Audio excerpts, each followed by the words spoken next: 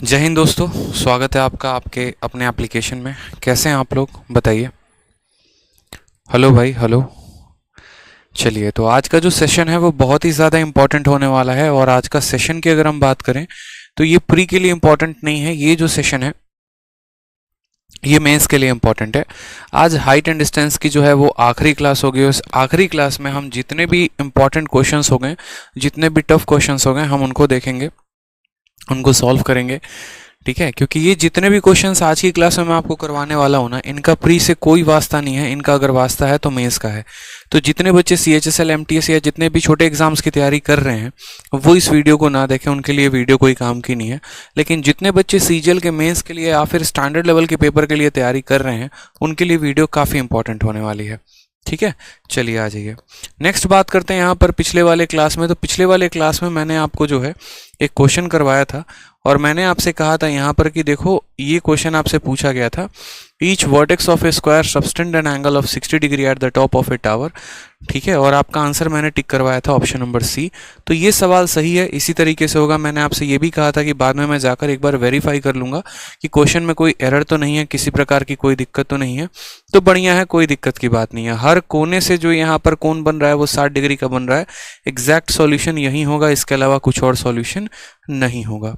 ठीक है, आ जाइए नेक्स्ट की बात करते हैं यहाँ पर। तो नेक्स्ट क्वेश्चन हम देख रहे हैं, क्वेश्चन नंबर 73 हमारे सामने है और हमें यहाँ से 73 से आगे बढ़ना है और 73 से आगे देखना है। सर क्लास कब लाइव होता है पता ही नहीं चलता। शशि कुमार जी, आप पढ़े लिखे इंसान हैं, आपको पता भी होगा, ठीक है, कि एप्लीकेशन पर जब जिस समय क्लासेस लाइव होनी होती हैं वो दिखा देता है।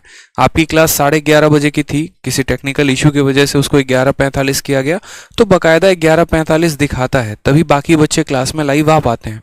अगर नहीं शो करता तो वो कैसे आते हैं, नहीं आ पाते ना, तो इसीलिए क्लासेस को शो करता है। अब वो आप चेक नहीं करते हैं तो बच्चे, इसमें आपकी फॉल्ट है, किसी और की फॉल्ट नहीं है। ठीक है, ये बात समझ में आ गया। सर PDF डाउनलोड नहीं हो रहा है फाइल में। देखिए, PDF में दो तरह के ऑप्शन आएंगे, एक आपके राइट साइड में ऑप्शन आएगा, एक आपके लेफ्ट साइड में ऑप्शन आएगा। अगर आप राइट साइड वाले में डाउनलोड करोगे ना तो वो आपके एप्लीकेशन में डाउनलोड होगा, और अगर आप लेफ्ट साइड वाले में डाउनलोड करोगे ना तो वो आपके मोबाइल में डाउनलोड होगा। ठीक है, तो दो डाउनलोड के ऑप्शन हमने दे दिए हैं। अगर आप एप्लीकेशन के अंदर उसको डाउनलोड करना चाहते हैं तो राइट वाले डाउनलोड पर क्लिक करें। अगर आप मान लीजिए कि यहाँ पर लेफ्ट में, देखो यहाँ मैं दिखा दे रहा हूँ लाइव डेमो आपको अपने मोबाइल में। जैसे मान लीजिए कि ये बैच हो गया XYZ, कोई भी मैं एक बैच ओपन करके दिखा दे रहा हूँ। ठीक है, अपने ही मैथ्स की कोई भी एक बैच दिखा दे रहा हूँ। ये भी बच्चों को एक बड़ी विकट समस्या आ रही है, सर डाउनलोड नहीं हो रहा। जैसे मान लीजिए कि मैं गया यहाँ पर PDF में गया, मैं गौर से देखिएगा, ये जब मैं कोई भी PDF ओपन करता हूँ ना एप्लीकेशन में तो ऐसे ओपन होता होगा। ठीक है, अब देखिए यहाँ पर ये तीन फंक्शंस आ रहे हैं, दिख रहा है आपको, ये लेफ्ट में आ रहा है, ये राइट में आ रहा है, ये टॉप में आ रहा है। इसको करने से क्या होता है कि ओरिएंटेशन बदल जाता है। ठीक है, अगर मैं यहाँ पर क्लिक करूंगा तो ये PDF मेरे एप्लीकेशन में डाउनलोड होगी। देखो मेरे एप्लीकेशन में डाउनलोड होना शुरू हो गई है। और अगर मैं इसी PDF को यहाँ पर है ना, देखो अपने लेफ्ट साइड में इस पर डाउनलोड करूंगा तो ये PDF मेरे फाइल में जो है ऊपर डाउनलोड होना शुरू हो गई है। अगर आपको दिख रहा होगा यहाँ पे तो देखो यहाँ ये डाउनलोड कंप्लीट हो गया डाउनलोड मैनेजर करके। तो ये चीज़ ध्यान रखा करो। साथ में ये भी है ना कि आपने फाइल का एक्सेस दे रखा है कि नहीं दे रखा है, आपको ये भी पता होना चाहिए।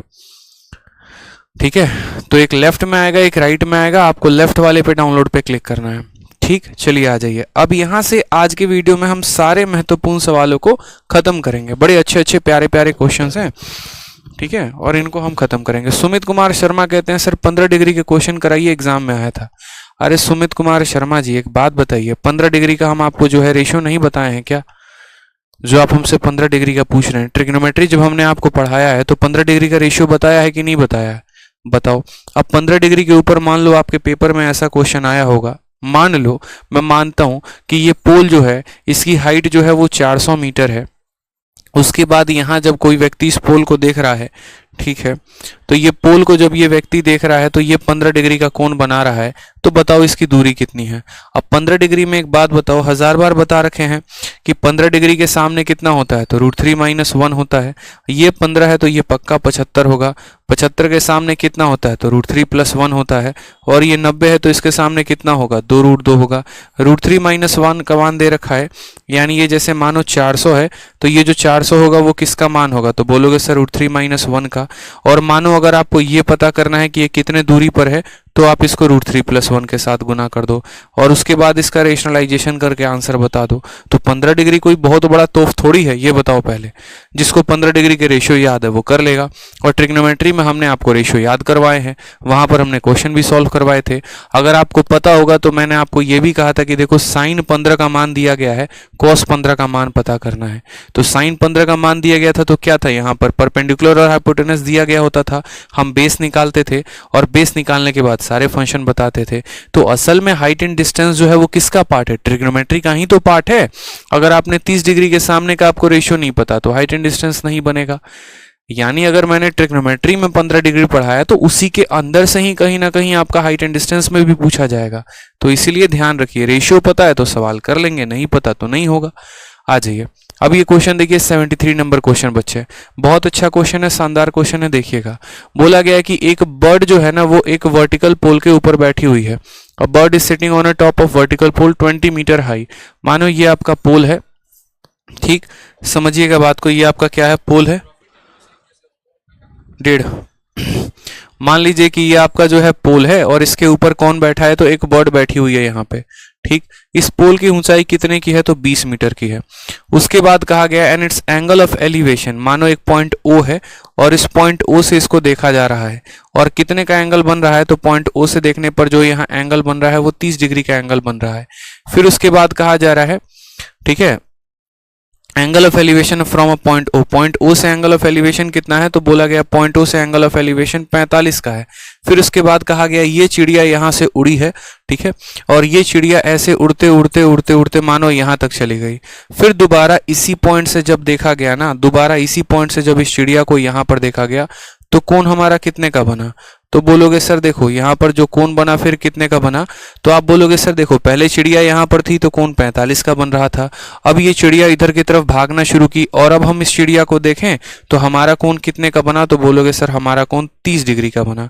कितने का बना, 30 डिग्री का। इट फ्लाइज ऑफ हॉरिजॉन्टली, ये हॉरिजॉन्टली स्ट्रेट अवे का मतलब पता है क्या है, कि ये चिड़िया यहाँ से ना ऊपर की तरफ उड़ी है, यहाँ से ना नीचे की तरफ उड़ी है, एकदम स्ट्रेट ऐसे गई है हॉरिजॉन्टल दिशा में।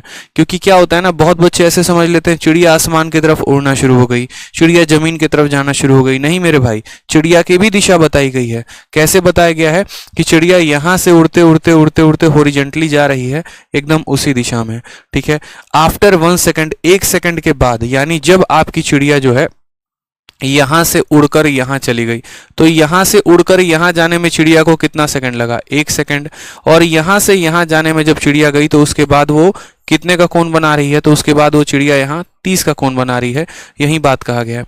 After 1 second the elevation of bird from O is reduce to 30 degree, then the speed of bird is, ठीक है। बर्ड का स्पीड जो है वो हमसे पूछा गया, बहुत बच्चों का आंसर आना शुरू हो गया। अब मेरी बात समझिएगा, जब आप यहां से चिड़िया को देख रहे थे 45 का कोण, अब आप यहां से चिड़िया को देख रहे हैं, चिड़िया यहां थी और यहाँ थी तो 30 का कोण। आपको स्पीड निकालना है। देखो तो स्पीड निकालने के लिए किन किन चीज़ों की आवश्यकता होती है, तो स्पीड बराबर होता है डिस्टेंस अपॉन टाइम के। यानी हमें ये पता होना चाहिए कि सामने वाले ने दूरी कितना तय किया है और हमें ये पता होना चाहिए कि उस दूरी को तय करने में उसने समय कितना लिया है, ठीक है। तो यहाँ से लेकर यहाँ तक का तो समय दिया गया है कितना, 1 सेकंड। अगर हम ये पता कर ले कि ये दूरी कितनी थी तो हम आराम से स्पीड बता पाएंगे कि इस दूरी को तय करने में 1 सेकंड लगे हैं, एंड टाइम तो पता ही है। अगर हमें ये पता हो जाए कि ये डिस्टेंस कितना है तो ये डिस्टेंस अगर पता हो जाए तो हम स्पीड भी बता पाएंगे, ठीक है। तो अब आप मुझे बताओ यहाँ पर कि ये जो डिस्टेंस होगा वो बराबर होगा किसके, इस वाले डिस्टेंस के। ऊपर वाला डिस्टेंस बराबर होगा किसके, नीचे वाले डिस्टेंस के। अब ऊपर वाला डिस्टेंस बराबर होगा नीचे वाले के, यानी असल मान में अगर हम कहें तो हमें ये वाली दूरी निकालनी है। अगर ये दूरी पता चल जाएगी तो उसके आधार पर हम स्पीड बता पाएंगे। आपको सवालों को रिलेट करना आना चाहिए, ठीक है। आपको पता होना चाहिए कि क्या करना है क्या नहीं करना है। तो ये छोटी छोटी बातों को मेरे समझिएगा। आपको अगर मान लीजिए कि पता करना है स्पीड, तो स्पीड के लिए डिस्टेंस चाहिए, और कौन सा वाला डिस्टेंस चाहिए, ऊपर वाला। ऊपर वाला नीचे वाले के बराबर होता है, यानी असल में हमें ये डिस्टेंस चाहिए। अब आप एक पल के लिए समझिएगा, ठीक। अब ये अगर 20 मीटर का हाइट है तो ये भी हमारा कितना हो जाएगा, 20 मीटर का हो जाएगा। अब ये सवाल मैंने आपको कराया है कि नहीं, जैसे जो चीज़ें मैं उड़ा रहा हूँ समझना। मान लो ये लाइन को मैं हटा दे रहा हूँ, गायब कर देता हूँ, ये लाइन कितनी है, ये भी लाइन को मैं हटा दे रहा हूँ, ठीक है। और उसके बाद मैं आपको ये कह दे रहा हूँ, और मैं आपसे क्या कह रहा हूँ समझिएगा मेरी बात को। ये जो एंगल है कितने का है, 30 डिग्री का है। ये जो एंगल है कितने का है मेरे भाई, 30 डिग्री का है। ये भी मैं आपके लिए उड़ा दे रहा हूँ, ये सभी चीज़ें उड़ा दे रहा हूँ। और बस मैं आपसे इतना कह रहा हूँ कि देखो 30 डिग्री का एंगल है, ये जो है तुम्हारा 20 है, तो क्या बोलोगे, बोलोगे सर ये पूरा का पूरा मान कैसे निकालोगे, सभी चीज़ों को वापस से लगा देते हैं तब और ज़्यादा पकड़ में आएगा। आपको पता है कि ये कोण कितने का है, तो बोलोगे 45 का है। जब ये कोण 45 का है तो इस वाले ट्रायंगल में जरा देखना, पहले वाले ट्रायंगल में दो ट्रायंगल बनेंगे, दोनों को देखेंगे तसल्ली से। अगर ये कोण 45 का है तो इसका परपेंडिकुलर इसके बेस के बराबर, यानी अगर ये 20 है तो यहां से लेकर यहां तक ये भी कितना हो जाएगा बच्चों, 20 हो जाएगा। क्लियर हुआ ये बात यहाँ पे। अब आ जाओ दूसरे वाले ट्रायंगल में, दो कोण है तो दोनों ट्रायंगल लेंगे, दूसरा वाला जिसको हम लाल रंग से बना रहे हैं। अब ये लाल रंग वाले ट्रायंगल में जब आप आएंगे तो ये कितना है, 30 डिग्री है। और 30 का रेशियो क्या होता है, तो 30 का रेशियो होता है 1 और ये पूरा का पूरा होता है √3। यानी अगर 1 का मान 20 है तो ये पूरा √3 होगा, तो इसका मान कितना हो जाएगा, तो बोलोगे सर 20√3 हो जाएगा। कितना हो जाएगा मेरे भाई, 20√3 हो जाएगा। पूरा मान 20√3, ये वाला मान 20 हो गया, तो ये वाला मान क्या हो जाएगा, तो बोलोगे 20 × √3 - 1, 20 × √3 - 1। समझ में आ गया बात यहाँ पे। 20√3 में से 20 घटा दो, तो बोलोगे सर 20√3 में से यहाँ पर 20 घटा देंगे तो क्या हो जाएगा, 20 को कॉमन ले लेंगे और यहाँ √3 - 1 हो जाएगा। यानी ये वाली दूरी यहाँ से लेकर यहाँ तक कितनी आ गई, 20 × √3 - 1। अब आपको निकालना क्या है, स्पीड। स्पीड के लिए क्या चाहिए होता है, डिस्टेंस और टाइम। और ये आपका आ गया कि नहीं आ गया, तो बोलोगे डिस्टेंस आ गया सर, कितना आ गया, 20 × √3 - 1। और इसी डिस्टेंस, ये डिस्टेंस मीटर में है, किलोमीटर में है, किस में है, तो मीटर में है, ठीक है। टाइम कितना लगा, तो इसको जाने में 1 सेकंड लगा, यानी जो रफ्तार है वो कितने हो जाएगा, 20 × √3 - 1। Option number D for Devasena. एकदम बच्चों वाला सवाल है, समझ गए बात को आप। यहाँ पे पहले चिड़िया को देख रहे थे, 45 का कोण बना, फिर चिड़िया को देखे तो 30 का कोण बना। अगर यहाँ 45 का कोण बना, ये 20 है तो ये भी 20 हो जाएगा, ठीक है। फिर 30 का कोण बना, 30 का कोण बना तो 30 के सामने 1 होता है और ये पूरा √3 होता है। अगर ये 20 है तो पूरा हाइट 20√3 हो जाएगा। 20√3 में से 20 घटा देंगे तो 20 × √3 - 1 आ जाएगा।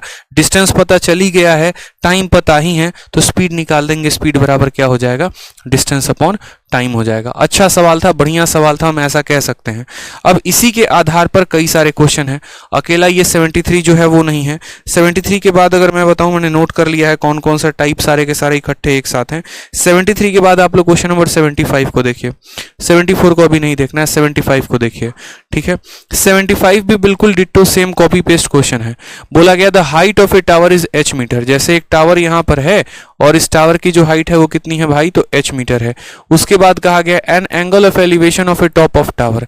इस टावर को जब आप देख रहे हैं, मान लीजिए, तो कितने का एंगल बना रहे हैं, तो आपने कहा sir angle of elevation alpha है।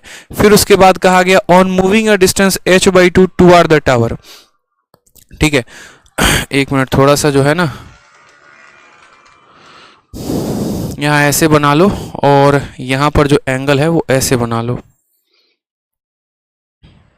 तो एंगल ऑफ एलिवेशन कितना आ जाएगा, तो एंगल ऑफ एलिवेशन अल्फा आ जाएगा। अब मानो कि आप यहां से थोड़ा सा टावर की तरफ बढ़ना शुरू करते हैं, on moving a distance h/2, यहां से थोड़ा सा दूरी आप टावर की तरफ बढ़े और कितना बढ़ गए, तो h/2 मीटर बढ़ गए आगे। तो उसके बाद कहा angle of elevation becomes beta, तो इसको देखने का जो एंगल ऑफ एलिवेशन बन जाएगा वो कितना बन जाएगा, तो बोलोगे सर बीटा बन जाएगा, ठीक है। आपसे क्या बोला गया, और टावर की हाइट कितनी है, तो टावर की हाइट हमारी h है।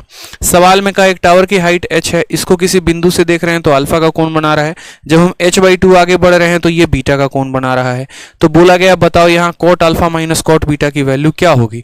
अब यहाँ पर cot alpha minus cot beta की वैल्यू पूछी गई है, दोबारा से सेम काम करेंगे। cot alpha minus cot beta की वैल्यू बोली गई है, तो पहले यहाँ से क्या करेंगे, cot अल्फा की वैल्यू को निकालेंगे, ठीक है। फिर उसके बाद क्या करेंगे, cot बीटा का वैल्यू निकालेंगे और उसके बाद क्या करेंगे मेरे भाई, तो दोनों को माइनस करेंगे, ठीक है। अब यहाँ पर समझा गया h/2 टुवर्ड द टावर। अब समझना मेरी बात को, सबसे पहले तो यहाँ पर आप इस वाले ट्रायंगल में आ जाओ, इस वाले ट्रायंगल में आ जाओ, तो एक पल के लिए इसको आप क्या मान लो, x मान लो, क्या मान लो, x मान लो। तो आप बोलोगे सर देखो यहाँ पर tan बीटा की बात करते हैं, यहाँ पर और कुछ दिया गया है, यहाँ पर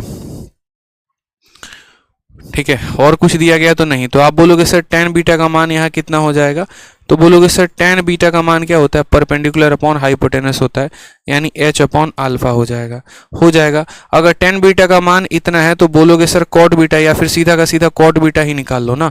बोलोगे सर cot बीटा का मान कितना है, तो यहाँ पर x अपॉन h हो जाएगा। हो गया यहाँ पर आपको cot बीटा का मान। दूसरा जो बात है आपको वो क्या है, उसके बाद cot अल्फा का मान देखो, cot अल्फा का मान क्या होगा, कोट अल्फा का मान देखो। तो कोट अल्फा का मान जो है वो कितना आएगा आपको, तो कोट अल्फा का मान जो आएगा वो बोलोगे सर, या इसके पॉइंट्स के नाम दे दें हम इसका पॉइंट का नाम देते हैं। चलो एक काम करते हैं, इसको पॉइंट का ही नाम दे देते हैं, एक्स वैक्स नहीं मानते हैं हम। एक काम करते हैं, इसको ए बोल देते हैं, इसको बी बोल देते हैं, इसको सी बोल देते हैं, इसको डी बोल देते हैं। तो सबसे पहले मान लीजिए कि हम पता कर रहे हैं कॉट बीटा। तो कॉट बीटा का मतलब क्या हो जाएगा, बेस अपॉन परपेंडिकुलर, यानी बी सी अपॉन क्या हो जाएगा, एच हो जाएगा। ठीक है, उसके बाद हम क्या पता करेंगे, तो उसके बाद हम पता करेंगे कॉट का अल्फा। कॉट का अल्फा का मतलब पूरा का पूरा ये बी डी, और बी डी अपॉन क्या हो जाएगा, तो बी डी अपॉन एच हो जाएगा। समझ में आ गया बात यहाँ पे। कॉट अल्फा का मान कितना हो जाएगा, B D upon H. The height of a tower is इतना, एंगल ऑफ एलिवेशन इज इतना, ऑन मूविंग अ डिस्टेंस इतना towards the tower, angle of elevation becomes beta. ठीक है, कोई दिक्कत की बात है। अब जो ये बी डी है ना, ये बी डी को आप कैसे लिख सकते हो, ये जो पूरा बी से लेकर डी तक की कहानी है, ये बी डी को आप कैसे लिख सकते हो। तो सबसे पहले यहां से देखो, ठीक है, कुछ तो गड़बड़ है, आ जाओ। तो कॉट अल्फा का भी पता चल गया, कॉट बीटा का भी पता चल गया। सवाल में आपसे कहा गया है कि कॉट अल्फा में से किसको घटाना है, तो कॉट अल्फा में से आपको जो है वो कॉट बीटा को घटाना है। कॉट अल्फा का मान कितना है, तो बोलेंगे sir B D upon H है, और कॉट बीटा का मान कितना है, तो बोलेंगे sir B C upon H है। अगर हम यहाँ पर देखें तो दोनों के पास एच है, तो एच कॉमन हो जाएगा, और यहाँ क्या हो जाएगा, तो B D minus B C हो जाएगा। समझ में आ गया मित्रों यहाँ पे। अब बी डी में से अगर आप बी सी को घटा दोगे तो क्या बचेगा, सी डी। समझना मेरी बात को, पूरे बी डी में से बी सी को घटा दोगे तो सी डी बचेगा। सी डी का मान कितना है, एच बाई टू है, यानी ऊपर कितना है, तो बोलोगे सर एच बाई टू, और इसको किससे डिवाइड करना है, एच से। ठीक है, फर्दर ये आपका जो है ये बन जाएगा एच बाई टू को जब आप एच से डिवाइड करोगे तो आपका एच से एच खत्म, और ये कितना आ जाएगा, वन बाई टू आ जाएगा। वन बाई टू का मतलब कौन सा ऑप्शन होगा, ऑप्शन नंबर ए। तो ये भी हलवा सवाल था, इसमें भी कोई दिक्कत नहीं था। लोको पायलट यार तब से एक ही बात कह रहे हो, सीआई करा दीजिए। अरे करवा देंगे मेरे भाई, पहले जो पढ़ा रहे उसको तो पढ़ लो यार, पहले जो पढ़ा रहे हैं उसको तो पढ़ लो, जो पढ़ा रहे उस पर फोकस ही नहीं। जब नहीं पढ़ाते height and distance, sir height and distance करवा दीजिए। जब हाइट एंड डिस्टेंस पढ़ाएंगे तो सर वो करवा दीजिए, और जब फिर एक्स वाई जेड चीज कराएंगे तो सर कुछ और करवा दीजिए। यही परेशानी है, पता है। एक ऐसी चिड़िया थी ना जो दूसरों को देखकर ना चलना सीख पाई और ना उड़ना सीख पाई, बस फुदकते फुदकते रह गई, क्योंकि उसने किसी काम को ढंग से किया ही नहीं। जो काम करवा रहा हूं पहले उसको तसल्ली से सीख लो। क्या लगता है आपको, हाइट एंड डिस्टेंस आसान टॉपिक है? जितने क्वेश्चन इस बार सीआई से आए हैं उतने ही क्वेश्चन हाइट एंड डिस्टेंस से भी आए हैं। तब से देख रहा हूं 51 कमेंट आप कर चुके हो, तब से लेकर अब तक एक ही कमेंट को 51 बार पेस्ट कर चुके हो आप। सेंस नाम की चीज है नहीं, पढ़ने आएंगे कमेंट करने आएंगे पता ही नहीं चलता है। अरे जो आ रहा है पहले उसको पढ़ लो। ऐसा तो है नहीं यहां पर आके लाइव भूजा चना खा रहे हैं, बातें कर रहे हैं, गप्पे लड़ा रहे हैं। टॉपिक ही तो पढ़ा रहे हैं ना, तो जब ये टॉपिक पढ़ा रहे हैं तो इसको पढ़ो ना, फिर जब दूसरा पढ़ाएंगे तो उसको पढ़ लेना।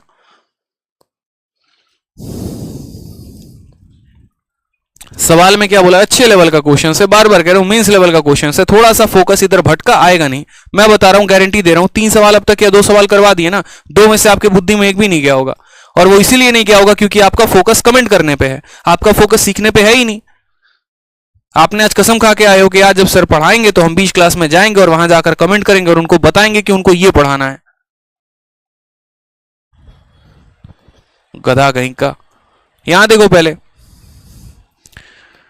एक अल्फा है और एक बीटा है। बोला गया है कॉट अल्फा और कॉट बीटा दोनों की वैल्यू निकालनी है। कॉट अल्फा की वैल्यू निकालने के लिए क्या बोलेंगे, तो बोलेंगे सर बेस अपॉन परपेंडिकुलर होता है। ठीक है, तो कॉट अल्फा की वैल्यू बेस कितना हो गया, तो बीडी हो गया, परपेंडिकुलर कितना हो गया, एच हो गया। ठीक है, उसके बाद यहां कहा गया कॉट बीटा। कॉट बीटा का मान क्या हो गया, बेस अपॉन परपेंडिकुलर हो गया। बोला गया कॉट अल्फा में से कॉट बीटा को घटाओ, तो आपने इसमें से घटा दिया। ठीक है, ये कॉट अल्फा का मान है, ये कॉट बीटा का मान है। यहां पर दोनों में जब आप घटाएंगे तो BD minus BC divided by H हो जाएगा। अब ये पूरे BD में से BC चला जाएगा तो कितना आएगा, H/2 ही तो आएगा। तो ऊपर H/2 है और नीचे H है, H से H खत्म, 1/2 हमारा आंसर हो जाएगा। Option number A is the correct answer. ठीक है, नेक्स्ट क्वेश्चन देखो, यहां पर इसी पैटर्न पर एकदम सेम जो है, जो चिड़िया वाला क्वेश्चन आपने देखा था ना, तो उसी पैटर्न पर सेम 77 नंबर क्वेश्चन भी है। 77, 78, 79 ये तीनों क्वेश्चन है। जो चिड़िया वाला पैटर्न था सेम उसी पैटर्न पर ये वाला भी क्वेश्चन है। देखो बढ़िया सवाल पूछा जाता है एरोप्लेन वाले कंसेप्ट में। क्या पूछा जाता है जरा वो समझना। कहा गया the angle of elevation of A aeroplane from a point on the ground 60 degree after flying for 30 second. चिड़िया कितनी देर के लिए उड़ी थी, 1 सेकंड के लिए, और यहां एरोप्लेन कितने देर के लिए उड़ रहा है, 30 सेकंड के लिए। तो एंगल ऑफ एलिवेशन 30 डिग्री बदल जाता है। कहां तक बदल जाता है, 30 डिग्री तक बदल जाता है। यहां बोला गया अगर एरोप्लेन इतने के ऊंचाई पर उड़ रहा है तो स्पीड ऑफ एरोप्लेन क्या होगा। सेम क्वेश्चन यहां 77 नंबर क्वेश्चन, सेम क्वेश्चन यहां पर जो है वो आपका कौन सा वाला क्वेश्चन था, 73 क्वेश्चन था। जैसे यहां पर एरोप्लेन जो है यहां पर कितने के हाइट पर उड़ रहा है, 4500 मीटर के, वहां चिड़िया 20 मीटर के हाइट पर उड़ रही थी। जब हम चिड़िया को देख रहे थे तो 45 डिग्री का कोण बन रहा था, अभी एरोप्लेन को देख रहे हैं तो 60 डिग्री का कोण बन रहा है। अब देखो यहां एक उमेश कुमार है, सर रीजनिंग की कौन सी बुक बेस्ट रहेगा। मतलब ये लड़का इतना डांट सुनने के बाद भी देख रहा है कि दूसरे को डांट पड़ रही है, तो ये भी वही कमेंट बार बार कर रहा है कि रीजनिंग के लिए कौन सी बुक बेस्ट रहेगी। विक्रमजीत सर की बुक सबसे बेस्ट है मेरे भाई, आराम से उनकी किताब लगाओ, परेशान मत हो। पहले बार बार कहता हूं जो पढ़ाता हूं उस पर फोकस करो। क्लास के एंड में कुछ होगा तो पूछ लेना, कॉलिंग टीम है उनसे करके फोन पूछ लेना। ये बीच क्लास में डिस्टर्ब ना किया करो मेरे भाई, पेशेंस को टेस्ट मत किया करो, मैं बता रहा हूं। सवाल में क्या बोला गया है, सवाल में यहां पर यह कहा गया है कि एक यहां जैसे चिड़िया वाला क्वेश्चन था, चिड़िया जमीन से 20 मीटर के ऊपर हाइट पर थी, पहले कोण 45 का बना रही थी, फिर 1 सेकंड चिड़िया उड़ गई और अब कोण 30 का बन रहा है। तो बोला गया था यहां रफ्तार बताओ चिड़िया की कितनी होगी। सेम क्वेश्चन आपका एरोप्लेन में पूछा गया 73 के बाद जो है यहां पर क्वेश्चन नंबर 77। सेम बोला गया है पहले एरोप्लेन 60 के हाइट पर है, फिर उसके बाद 30 सेकंड तक जो है ये उड़ के चला गया कहीं और अब जो है यहां पर जो है बोला गया है कि यदि एरोप्लेन की रफ्तार एरोप्लेन इतने के हाइट पर है तो बताओ रफ्तार क्या होगा। Ditto same question. तो हम क्या करेंगे यहां पर, हम बोलेंगे कि सर देखिए सबसे पहले यहां पर ये हमारा हो गया एरोप्लेन कितने के हाइट पर है जमीन से, तो बोलेंगे सर एरोप्लेन 4500 मीटर के हाइट पर है। जब हमने इस एरोप्लेन को देखा तो शुरू में हमारा कोण कितने का बन रहा था, तो बोलेंगे सर शुरू में जो हमारा कोण है वो कितने का बन रहा था, तो शुरू में जो हमारा कोण है वो यहां पर 60 डिग्री का बन रहा था। अब एरोप्लेन यहां से उड़कर इसी दिशा में एकदम इसी दिशा में गया। बोला गया ना after flying for 30 second angle of elevation changes इतना, अगर एरोप्लेन इतने के हाइट पर फ्लाई कर रही है, ठीक, तो यहां पर जो है एरोप्लेन यहीं से उड़कर यहां तक गई है और अब जो एंगल ऑफ एलिवेशन है यहां से एंगल ऑफ एलिवेशन है अब वो बदलकर कितना हो गया है, तो अब एंगल ऑफ एलिवेशन 30 डिग्री हो गया है। अब एंगल ऑफ एलिवेशन कितना हो गया, 30 डिग्री हो गया यहाँ पे, ठीक। तो हमसे यहाँ क्या पूछा गया, हमसे यहाँ पूछा गया है कि बताओ एरोप्लेन की जो है वो रफ्तार कितने की होगी। अब देखो रफ्तार बताने के लिए हमें दूरी और समय दोनों का पता लगाना पड़ेगा। हमने कहा ठीक है सर बता देते हैं, ठीक है। यहां पर ये जो कोण है ये कितने का है, तो 30 डिग्री का है, और ये जो पूरा का पूरा कोण है वो कितने का है, 60 डिग्री का है। ये हाइट हमें दे रखा है तो बोलोगे हाँ सर यहां से यहां तक इस बंदे को जाने में जो है कितना समय लगा है, तो बोलोगे सर 30 सेकंड लगा है। कितना सेकंड लगा है, तो 30 सेकंड लगा है। समझ में आ गया बात यहाँ पे। तो 30 सेकंड लगा है यहां से यहां तक उड़ के जाने में, और उसके बाद ये जो हाइट है ना, ये हाइट यहाँ पर कितना है, तो ये हाइट जो है वो हमें 4500 मीटर दे रखा है। तो जो ये हाइट है वही हमारी ये भी हाइट है, समझेंगे। ये जो हाइट है ये कितनी है, 4500 मीटर है। बता रहा हूं ये सवाल बनेगा नहीं किसी से, और फालतू का यार आके है ना कमेंटबाजी करते हो, अच्छा नहीं लगता, बिल्कुल कसम से बता रहे हैं। सीख लो पहले, एक और चैप्टर के चक्कर में किसी और का नुकसान कर दोगे। गाड़ी खड़ी है दरवाजे पे, सोच रहे हो एरोप्लेन कब आएगी, अरे पहले जो खड़ी है दरवाजे पे उसको तो देख लो, पहले उसकी तो सवारी कर लो, ठीक है। जो पढ़ा रहा हूं पहले उसको पढ़ लो, फोकस किसी और पे लेके आ जाना। तो पहले हमारा कोण कितने का बन रहा था, 60 का, अब हमारा कोण कितने का बन रहा है, 30 डिग्री का बन रहा है। तो एक पल के लिए इस कोण को आप मिटा dीजिए, एक पल के लिए क्या करिए, इस कोण को आप मिटा दीजिए। आपका जो कोण कितने का बना है, 60 डिग्री का, 60 डिग्री का बना है, तो आप सिर्फ इस पे फोकस करिए, यहाँ पर इस पर फोकस करिए। अब आपके पास पता है एक ऐसा ट्रायंगल है जहाँ पर ये एंगल कितने का है, 60 डिग्री का है, ये वैल्यू कितने की है, 4500 की है, और आपको ये वैल्यू निकालनी है। तो आपको हमेशा से ये बात पता है, क्या पता है, 60 के सामने √3 होता है और 60 का आधार कितना होता है, 1 होता है। यानी √3 का मान दे रखा है और 1 का मान पता करना है। कैसे पता करोगे, तो बोलोगे सर ये जो 4500 है ये √3 का मान है और हमें पता 1 का करना है। जब नीचे मेरे भाई रूट बन जाता है तो वैसे हालातों में क्या करते हैं, ऊपर और नीचे रूट से गुना करते हैं। नीचे √3 है तो ऊपर भी √3 से गुना करोगे और यहाँ भी √3 से। √3 3 के साथ गुना होने पे 3 बना देगा, तो √3 इंटू √3 3 इसको काटेगा 1500 बार में, तो कितना आ जाएगा 1500 √3। यानी ये जो मान आ गया ये कितना आ गया, तो बोलोगे सर 1500 √3 आ गया। कितना आ गया, 1500 √3 आ गया। क्यों आ गया, क्योंकि यहाँ पर हमको पता है कि यहाँ पर इसको √3 से हमें डिवाइड करके ये लेके आना है, क्योंकि ये √3 का मान है और 1 का मान पता करना है। तो 60 डिग्री के कारण हमें ये दोनों के मान पता चल गए। अब हम बात करते हैं 30 डिग्री के कारण। 30 डिग्री के कारण क्या परिवर्तन होगा, तो जैसे मानो ये 60 डिग्री था तो ये हमारा 30 डिग्री हो गया, ठीक है। अब जैसे ये 30 डिग्री हुआ तो हम 30 वाले एंगल पर फोकस करेंगे, यानी हमें ये वाला हरा वाला पर फोकस करना है। अब हरे वाले के अनुसार क्या है, तो ये कोण कितने का है, 30 डिग्री का है। अब हरे वाले के अनुसार अगर ये कोण कितने का है, 30 डिग्री का है, तो रेशियो क्या क्या होते हैं, 30 के सामने 1 होता है, ये पूरा का पूरा जो होता है वो √3 यूनिट होता है। तो अगर ये 45 है तो इसका √3 गुना, यानी कितना हो जाएगा, 4500 √3 हो जाएगा। कितना हो जाएगा मेरे भाई, 4500 √3। आपको पता ही है कि अगर हमारा कोण 30 का बनता है, ये 1 यूनिट होता है, ये √3 यूनिट होता है, यानी इसको √3 के साथ गुना कर दिया जाता है। तो यहाँ जो भी आएगा उसको √3 से गुना कर देंगे तो ये टोटल वैल्यू निकल जाएगी। अब यहाँ से लेकर यहाँ तक 45 √3 और यहाँ से लेकर यहाँ तक 1500 √3। 4500 में से 1500 घटा देंगे तो कितना हो जाएगा, तो बोलोगे सर 3000 √3 हो जाएगा। यानी ये जो दोनों मान होंगे मेरे भाई ये कितना होंगे, 3000 √3। हमें क्या निकालना है, एरोप्लेन की रफ्तार। अब एरोप्लेन की रफ्तार निकालने के लिए स्पीड बराबर क्या होता है, डिस्टेंस अपॉन टाइम होता है कि नहीं होता है। अब आप डिस्टेंस अगर देखेंगे तो बोलेंगे सर डिस्टेंस हमारा कितना है, तो 3000 √3 है, ठीक है। और इसी डिस्टेंस को ट्रैवल करने में कितना सेकंड लगा है, तो बोलोगे सर 30 सेकंड लगा है, तो इसको 30 से भाग कर देते हैं। 3 से 3 खत्म, 0 से 0 खत्म, यानी 100 √3 जो आएगा वो क्या आ जाएगा, करेक्ट आंसर आ जाएगा 100 √3, option number B for Baahubali. तो जो चिड़िया वाला क्वेश्चन था वहीं ये वाला क्वेश्चन था, दोनों के दोनों क्या थे, डिट्टो सेम थे। एक पैसे की कहीं पर भी कोई भी जो है बदलाव नहीं थी, ठीक है। 74 और 77 क्या थे, आपस में भाई थे। अब इसके अलावा भी देख लेते हैं इसी पैटर्न पर कौन कौन से 2 क्वेश्चन हैं, ठीक है। 78 और 79 सेम पैटर्न पर क्वेश्चन है। 78 भी अगर आप देखेंगे तो सेम सवाल कहा गया है कि एक बैलून है जो पॉइंट P से राइज करता है at a uniform speed after 6 minute the observer situated at a distance of इतना from point P observe that angle of elevation of balloon is 60 degree. चलो ये उसको 1 मिनट लगता है, मतलब ये दोनों क्वेश्चन सेम है। मैं आपको दोनों क्वेश्चन करवा दूंगा, ठीक है, सारे के सारे क्वेश्चन मैं करवा दूंगा, परेशान मत हो। जैसे यहाँ क्वेश्चन नंबर 78 देखो, एक बार नहीं कई बार आपके पेपर में पूछा जा चुका है, न सिर्फ प्री में बल्कि मेंस में भी पूछा गया है और इसके अलावा आपको कई सारे मॉक टेस्ट में भी पूछा गया है। तो सवाल को देखिए, एक बैलून है जो यहाँ पर पॉइंट P से लीव्स फ्रॉम पॉइंट P, और ये बैलून जो है वो राइज कर रहा है, ऊपर की तरफ जा रहा है। जैसे मानो यहाँ पर बैलून है और यहाँ जमीन है, समंदर है, मान लो समंदर में कोई गुब्बारा वाला गुब्बारा बेच रहा है, इसने यहाँ से गुब्बारे को छोड़ दिया और बलून ऐसे ऊपर की तरफ नहीं जा रही है, बलून थोड़ी सी टेढ़ी जा रही है, ऐसे राइज राइज राइज हो रही है।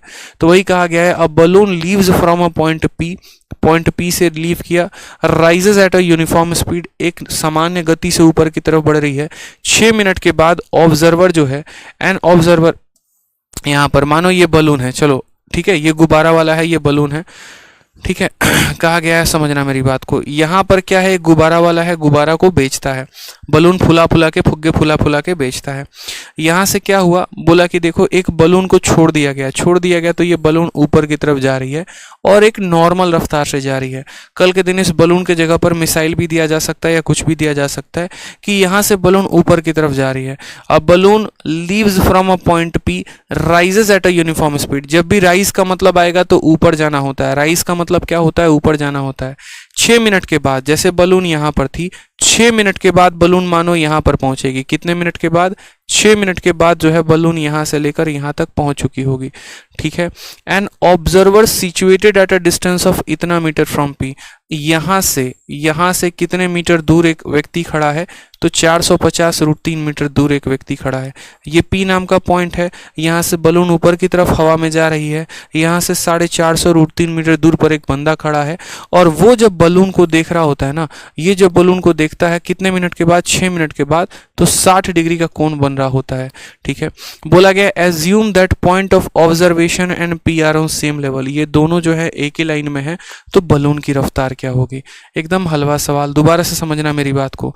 यहाँ से बैलून था, ये हवा में उड़ रहा था। एक ऑब्जर्वर 1 मिनट के बाद देखा होगा कुछ और कोण बना होगा, 2 मिनट के बाद देखा होगा कुछ और कोण, 3 मिनट के बाद देखा कुछ और कोण। ऐसे ही जब उसने 6 मिनट के बाद देखा तो कोण कितने का बन गया? 60 का बन गया। 6 मिनट के बाद देखा तो कोण कितने का बन गया? 60 का। तो बोला जाएगा कि बलून किस रफ्तार से ऊपर की तरफ जा रही है, यानी स्पीड वाला क्वेश्चन है। तो स्पीड वाले क्वेश्चन में हमें क्या पता करना होता है? डिस्टेंस और टाइम दोनों पता करना होता है। यहाँ से लेकर यहाँ तक का टाइम हमें दिया गया है। अगर हम इस दूरी को पता कर ले कि दूरी कितनी है तो स्पीड निकाल पाएंगे, तो बोलोगे हाँ सर स्पीड निकाल पाएंगे, कोई दिक्कत की बात नहीं है। अब आप यहाँ देखिए तो आपने एंगल कितने का बनाया? 60 का बनाया, और 60 के केस में क्या होता है? ये √3 यूनिट होता है, और ये कितना यूनिट होता है? 1 यूनिट होता है। 1 यूनिट का मान दे रखा है, √3 यूनिट का मान पता करना है। 1 यूनिट का मान अगर इतना है तो √3 यूनिट का मान पता करने के लिए क्या करेंगे? इसी संख्या को √3 के साथ गुना कर देंगे।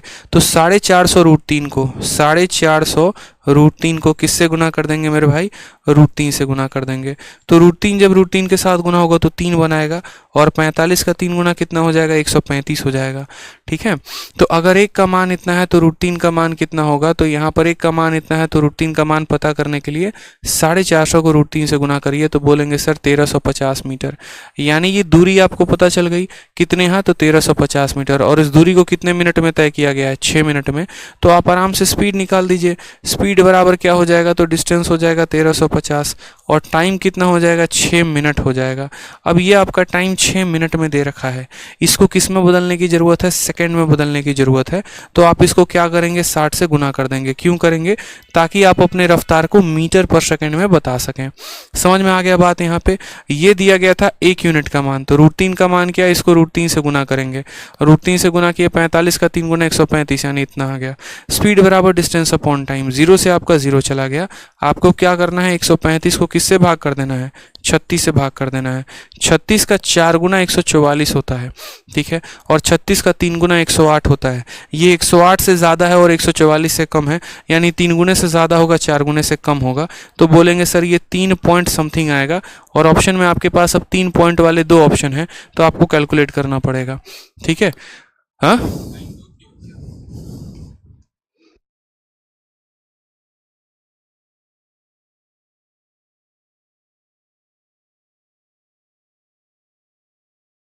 36 का 3 गुना कितना हो गया? 108 हो गया। उसके बाद यहाँ कितना बच गया? 108 इसमें से निकाल दोगे तो बोलोगे सर 27 बच गया। ठीक है। कितना बच गया? 27 बच गया, और 3/4, 3/4 का मतलब 3.75 is the correct answer. Option number B. आप डिवाइड करके देख लेना, 3.75 आएगा। ठीक है। डिवाइड करके बच्चों देख लेना, 3.75 आएगा। आप डिवाइड कर लेना। ठीक है। क्लियर है? कोई समस्या की बात आई? बड़ा प्यारा क्वेश्चन था, इसमें कुछ भी नहीं था, कोई दम नहीं था। आ जाइए। जिस तरीके से आपका 78 है उसी तरीके से आपका कौन सा क्वेश्चन है? 79 वाला क्वेश्चन भी है। अब 79 वाला क्वेश्चन की अगर हम बात करें यहाँ पर, ठीक, तो 79 वाले क्वेश्चन में भी देखो क्या कहा गया है। ये कहा गया हमसे कि एक नेवी का जो है वो कैप्टन है, he is going away from a light house at a speed of इतना, लाइट हाउस से इतना मीटर वो दूर जा रहा है।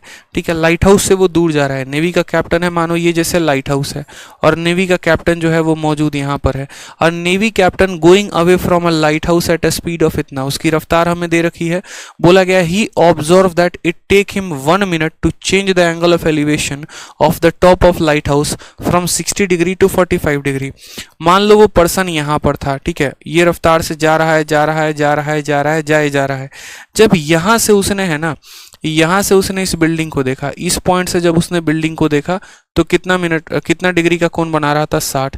फिर 1 मिनट तक वो चलता चला गया, कितना मिनट तक वो चलता चला गया, 1 मिनट तक। और फिर यहाँ से जब उसने इस बिल्डिंग को देखा तो एंगल ऑफ एलिवेशन कितने का बना, तो 30 डिग्री का बना। समझ में आ गया। बोला गया ये लाइट हाउस जो है उसका हाइट कितना था। हल्का सवाल है एकदम, ठीक है, हल्का सवाल है एकदम, बहुत ही प्यारा सवाल है, कोई दिक्कत की बात नहीं है। तो बोला गया कि देखो नेवी का कैप्टन अपने रफ्तार से जा रहा है, इसमें कोई शक, बोलोगे नहीं सर। यहाँ से जब उसने देखा तो कितने का कोण बना, 60 का। फिर 1 मिनट के बाद जब उसने देखा तो कितने का कोण बना, 30 का। हमसे कहा गया यहाँ पर इसका जो हाइट है वो बताओ।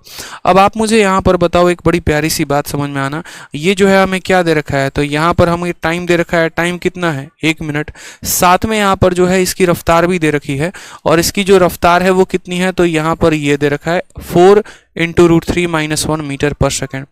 अब आप मुझे एक बात बताइए, आपको डिस्टेंस भी दे रखा है, ठीक है, आपको क्या दे रखा है मेरे भाई यहाँ पर, तो ये जो है आपको 1 मिनट का टाइम भी दे रखा है, तो ये आपका क्या हो गया, टाइम हो गया।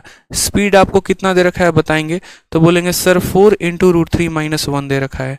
तो ये व्यक्ति इतने के रफ्तार से जा रहा है, और इतने के रफ्तार से जाने पर उसको समय कितना लग रहा है, 1 मिनट।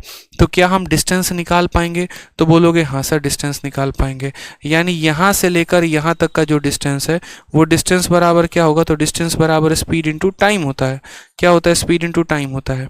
स्पीड हमारा कितना है, तो बोलेंगे सर 4 इंटू √3 - 1 है, और हमारा जो टाइम है वो कितना है, 1 मिनट है। 1 मिनट का मतलब कितने सेकंड हो गए, तो बोलोगे सर 60 सेकंड हो गए, यानी 60 हो गया। तो बोलेंगे सर 240 इंटू √3 - 1, 240 इंटू √3 - 1।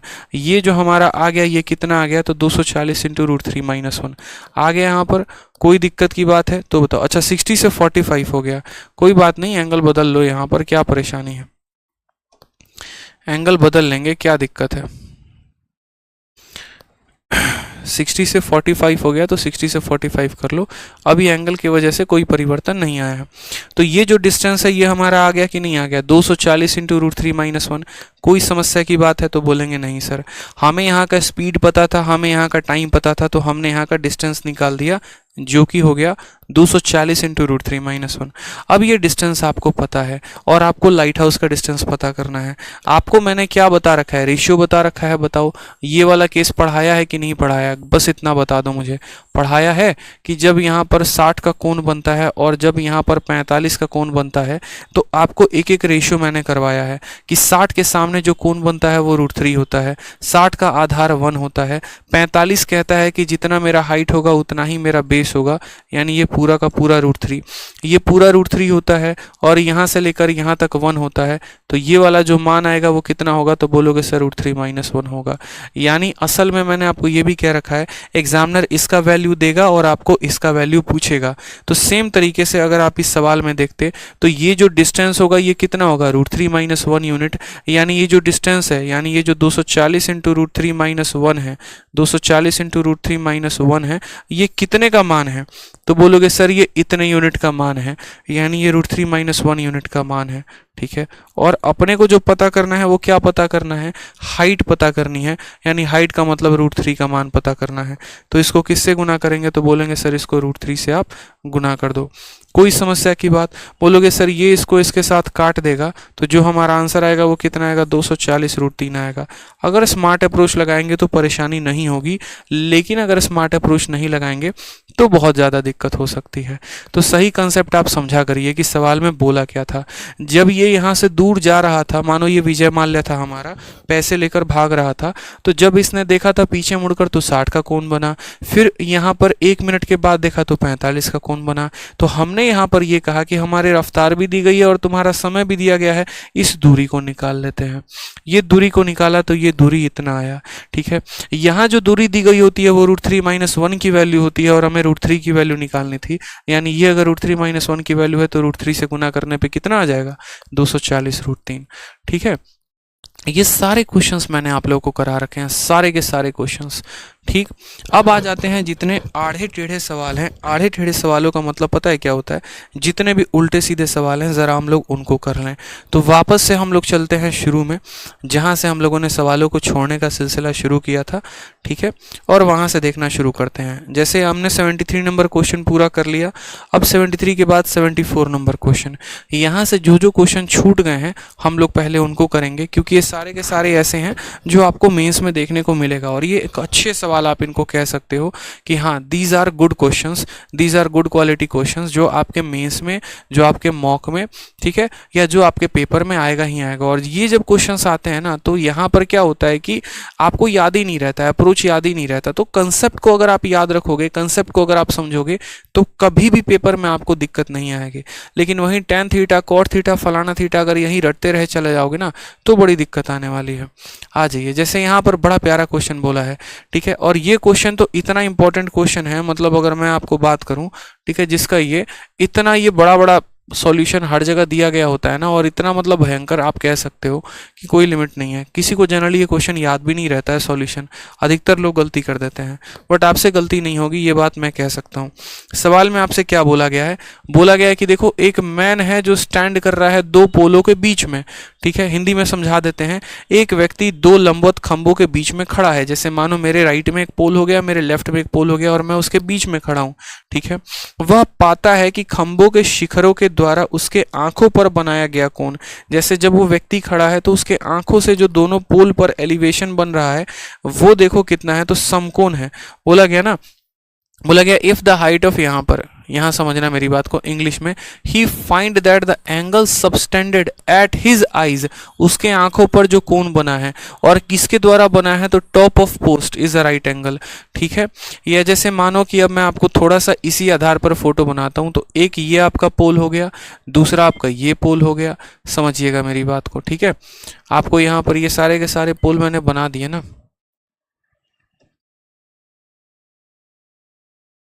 और मानो यहाँ पर ये व्यक्ति खड़ा है, व्यक्ति की भी कुछ हाइट दी गई है। आगे चल के सवाल में बोला गया if the height of the two post are 2 time and 4 time the height of a man, man के हाइट का एक 2 गुना है और मैन के हाइट का एक 4 गुना है, तो इसीलिए मैंने ऐसा फोटो बनाया है, ठीक है, यहाँ पर कि ये जैसे मानो ये मैन का हाइट होगा तो इसका 2 गुना ये बंदा होगा और इसका 4 गुना ये बंदा होगा। समझ में आ गया? इसका जो टॉप है वो यहाँ पर कुछ कोण बना रहा है और इसका जो टॉप है वो कोण बना रहा है, और इनके बीच में जो कोण बन रहा है वो 90 डिग्री का बन रहा है। यही बात सवाल में कहा गया है। A man is standing between 2 vertical post, 2 पोलों के बीच में वो व्यक्ति खड़ा है। He find that angle subtended at his eyes, उसके आंखों पर जो ये कोण बना है किसके द्वारा, दोनों पोल्स के टॉप के द्वारा, वो कितने का है, तो 90 डिग्री का है। फिर कहा गया if the height of 2 post are 2 time and 4 time the height of the man, अगर मैन के हाइट को h मानते हैं तो इसका एक 2 गुना है और इसका एक 4 गुना है, ठीक। And the distance between them is equal to length of longer post, ठीक है। और ये दोनों पोलों के बीच में जो दूरी है ना, ये बड़े वाले पोस्ट के बराबर है, यानी यहाँ पर ये 4h की दूरी पर ये दोनों खड़े हुए हैं, ठीक है। हमसे क्या बोला गया, then the ratio of distance of the man from shorter and longer pole, यानी ये जो व्यक्ति है ना, ठीक है, ये छोटे वाले पोल से मानो कितना दूर है और बड़े वाले पोल से कितना दूर है, तो इस दूरी का आप क्या बताओ, तो इस दूरी का हमें यहाँ पर अनुपात बताओ कि इस दूरी का जो अनुपात है वो क्या होगा। तो हमने कहा ठीक है सर, कोई परेशानी की बात नहीं है, बता देंगे आराम से, ठीक है, जो भी दिया गया बता दिया जाएगा, छोड़ा कुछ भी नहीं जाएगा। तो हमने कहा ठीक है सर, चलो बताते हैं। मान लेते हैं यहाँ से लेकर यहाँ तक जो हाइट है वो x है, पूरी की पूरी हाइट हमारी 4h है, तो ये वाली हाइट कितनी हो जाएगी, तो 4x माइनस h हो जाएगी। कोई परेशानी? बोलोगे नहीं सर, कोई दिक्कत नहीं, समझना मेरी बात को। ये अगर h हो गया तो ये दूरी कितना हो जाएगा, 4h माइनस x हो गया, ठीक है। अब इन दोनों फोटो में गौर से देखो, तो क्या हम कहीं पर भी ट्रायंगल बना पा रहे हैं, तो बोलोगे नहीं सर, कहीं पर भी कोई भी ट्रायंगल नहीं बन पा रहा है, और बिना त्रिभुज के तो हाइट एंड डिस्टेंस में हम कोई वैल्यू लगा ही नहीं सकते। तो यहाँ से क्या करेंगे मेरे भाई, तो यहाँ से यहाँ पर ऐसा हम एक वैल्यू डालना शुरू कर देंगे, ये हम एक लाइन खींचेंगे, ठीक है। अब मुझे खुद बताइए, ये पूरा का पूरा हाइट कितना है, 2h है, और यहाँ से लेकर यहाँ तक का हाइट कितना है, h है, तो ये वाली हाइट कितनी हो जाएगी, तो बोलोगे h हो जाएगी। और ये अगर x है तो ये भी कितना हो जाएगा, तो बोलोगे सर x हो जाएगा, ठीक है। ट्रायंगल बनाने का फर्क देखा आपने क्या हो गया, उसी तरीके से जब आप इस वाले ट्रायंगल में अब आप आओगे तो ये पूरा हाइट कितना है, h है, और यहाँ से लेकर यहाँ तक h, तो ये h हो जाएगा, और पूरा का पूरा 4h है, तो ये वाला हाइट कितना हो जाएगा, 3h हो जाएगा, जो यहाँ से लेकर यहाँ तक होगा। ठीक है, और ये दूरी कितनी दे रखी है, 4h माइनस एक्स, तो यहाँ पर ये कितना हो जाएगा, 4h माइनस एक्स हो जाएगा। कोई समस्या की बात, तो बोलेंगे नहीं सर। अब छोटी सी बात को समझिए, छोटी सी बात में आपसे क्या कहा गया है, छोटी सी बात, ये जो कोण है कितने का है, 90 का है। अब आपको पता है एक सीधी रेखा पर जो कोण बनती है वो कितने का बनती है, 180 का बनती है कि नहीं बनती है, तो बोलोगे हाँ सर। ठीक है, 180 का कोण बनती है। तो मान लीजिए यहाँ पर ये है, और मैंने कहा कि यहाँ जो कोण बन रहा है वो कितने का बन रहा है। ठीक है, तो यहाँ जो कोण का बन रहा है वो 90 डिग्री का कोण बन रहा है। अब अगर मान लो ये 90 का कोण बन रहा है, इसको अगर हम थीटा लेंगे तो ये वाला कोण कितना हो जाएगा, तो बोलोगे सर 90 माइनस थीटा। पूछो ऐसा क्यों, तो बोलोगे सर देखो पूरे पर 180 का कोण, जिसमें ये जो है 90 का कोण बना रहा है, तो ये दोनों भी हमारे 90 के कोण बनाएंगे। बोलो ये 90 बना रहा है तो इन दोनों का भी जोड़ 90 होगा। उसमें अगर हम इसको थीटा लेंगे तो ये क्या हो जाएगा, 90 माइनस थीटा। ठीक है, तो इसलिए मैंने कहा इसको अगर आप थीटा लोगे तो ये वाली वैल्यू कितनी हो जाएगी, तो बोलोगे सर 90 माइनस थीटा हो जाएगा।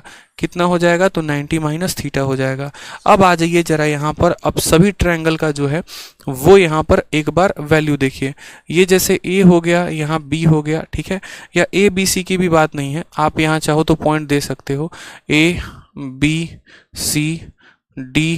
ठीक है, यहाँ पर ई हो गया, यहाँ पर एफ हो गया, यहाँ पर जी हो गया। ठीक, अब जैसे मानो इस वाले ट्रायंगल की हम बात करते हैं, इस वाले ट्रायंगल में, या A B C D F J कराना, और कचरा मत करो फिगर में, साइड ही रहने दो, इनकी जरूरत नहीं है। अब जैसे मानो थीटा वाले ट्रायंगल में आते हैं, तो थीटा वाले ट्रायंगल में आएंगे तो क्या लिखेंगे, तो बोलेंगे सर tan का जो थीटा हो गया ना वो कितना हो गया, tan का थीटा बराबर परपेंडिकुलर अपॉन बेस। पूरा हाइट 2h था, यहाँ से h आ गया, यानी ये कितना हो जाएगा h, और बेस कितना हो जाएगा, तो x हो जाएगा। ठीक है, फिर उसके बाद दूसरा वाला पॉइंट, दूसरा वाला कौन सा ट्रायंगल, तो दूसरा वाला मेरे भाई ये वाला ट्रायंगल, ये कोण कितना है, 90 माइनस थीटा है। तो क्या बोलोगे sir, tan 90 minus theta, tan 90 minus theta बराबर हो जाएगा किसके, तो बोलोगे सर परपेंडिकुलर, परपेंडिकुलर कितना है, तो बोलोगे सर 3h, और अपॉन बेस कितना है, तो बोलोगे सर ये जो बेस है, ये बेस कितना है बताओ, तो बेस कितना है, तो 4h माइनस एक्स है, बेस कितना है, 4h माइनस एक्स है। ठीक है, अब आपको ये बात पता है कि ये tan 90 minus theta, tan 90 minus theta को क्या कहते हैं, तो cot थीटा कहते हैं। यानी असल में जो है ये tan 90 माइनस थीटा को हम क्या लिख सकते हैं, ये भी तो लिख सकते हैं cot थीटा, और cot थीटा का मान कितना है, तो 3h upon 4h minus x है मेरे भाई यहाँ पे, तो बोलोगे हाँ सर। अब tan थीटा का मान भी पता है और यहाँ cot थीटा का मान भी पता है।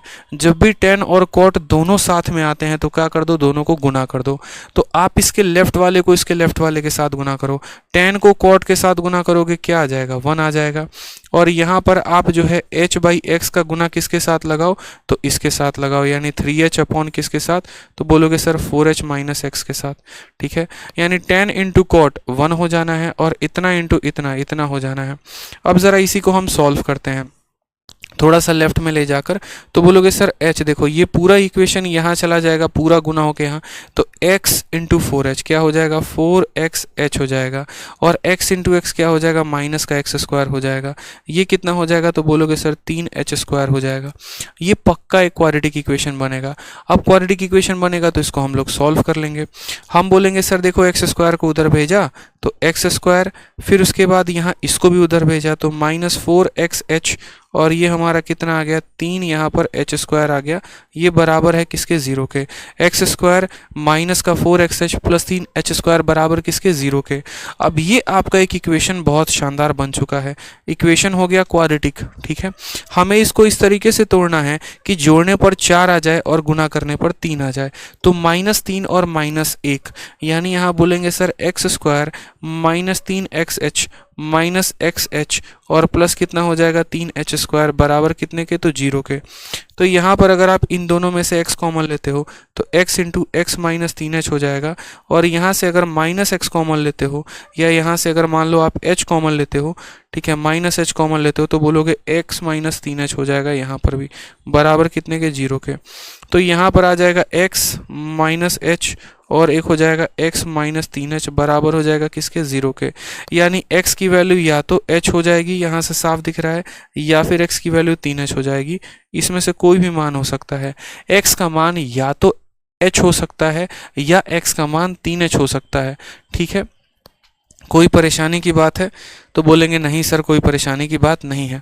ठीक, अब यहाँ पर देखिए x का मान अगर हम h लेते हैं, अगर ये मान मान लो h लेते हैं, अगर ये मान h है तो ये वाला मान कितना हो जाएगा, 3h हो जाएगा, बोलो।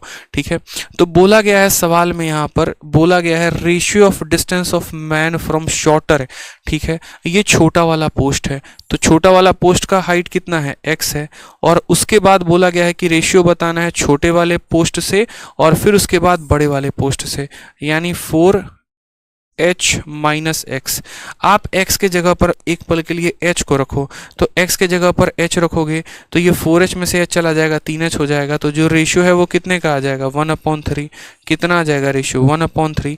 तो बोलोगे सर छोटे वाले हाइट से जो हाइट जाएगी वो, सॉरी, ठीक है, x के जगह पर अगर हम 3h रखते हैं तो ये रेशियो हमें मिला नहीं, 1/3 हमारे ऑप्शन में मिला नहीं। अगर 1/3 हमारे ऑप्शन में नहीं मिलेगा तो फिर x का मान 3h ले लो, x का मान कितना ले लो, 3h ले लो। तो बोलोगे सर 4h में से 3h चला जाएगा तो h आ जाएगा, तो रेशियो हमारा कितना हो जाएगा, 3/1। यानी ऑप्शन नंबर ए जो है वो करेक्ट आंसर है। ठीक है, पूरे के पूरे हाइट एंड डिस्टेंस का सबसे बढ़िया जो सवाल लगा वो मुझे यही लगा कि एक व्यक्ति जिसकी हाइट है h, उसका 2 गुना एक पोस्ट है, उसका 4 गुना दूसरा पोस्ट है, साथ में यहाँ पर जो है जब इनके बीच में 90 का कोण बनता है। ठीक, यहाँ से जो है ये थीटा एंगल बना रहा है तो यहाँ से 90 माइनस थीटा बनाएगा। अगर ये दूरी x की है तो ये दूरी 4h माइनस x की हो जाएगी। पहले इसमें tan थीटा लगाएंगे, फिर इसमें tan थीटा लगाएंगे, फिर इन दोनों को मल्टीप्लाई करेंगे, इक्वेशन बनेगा। x के 2 मान संभव है, x का मान h हो जाएगा और x का मान 3h हो जाएगा। जब h रख कर रेशियो निकाला तो वो रेशियो ऑप्शन में मौजूद नहीं था, इस वजह से अब x की वैल्यू 3h ली हमने, यानी x की वैल्यू 3h और 4h में से 3h गया, h से h खत्म, रेशियो कितने का आ गया, 3:1। यानी कौन सा ऑप्शन है, तो 3:1 ऑप्शन नंबर ए जो है वो हमारा करेक्ट आंसर है। ऑप्शन नंबर ए जो है वो हमारा क्या हो जाएगा, करेक्ट आंसर हो जाएगा। ठीक है, इसलिए मैंने वीडियो के शुरू में ही कहा था कि ये सारे के सारे मेंस लेवल के क्वेश्चंस हैं और अच्छे क्वेश्चंस हैं। ठीक, चलिए आ जाइए नेक्स्ट क्वेश्चन। यहाँ पर देखिए नेक्स्ट क्वेश्चन क्या है, 76 नंबर, एक और दमदार और ज़बरदस्त क्वेश्चन। ये आपका पूरा का पूरा मेंस के लिए तो काफ़ी रेलिवेंट क्वेश्चन होता है, बहुत ज़्यादा मेंस में ये क्वेश्चन पूछा जाता है।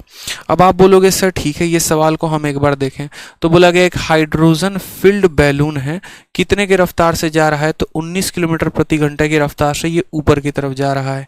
ठीक, उसका एंगल ऑफ एलिवेशन जो है वो 10 यहाँ पर ये डिग्री नहीं होगा, ये थोड़ा सा बदल दो, ये टाइपिंग मिस्टेक हो गया है टाइपिस्ट से हमारे, ये 10th डिग्री और ये 15th डिग्री नहीं होगा।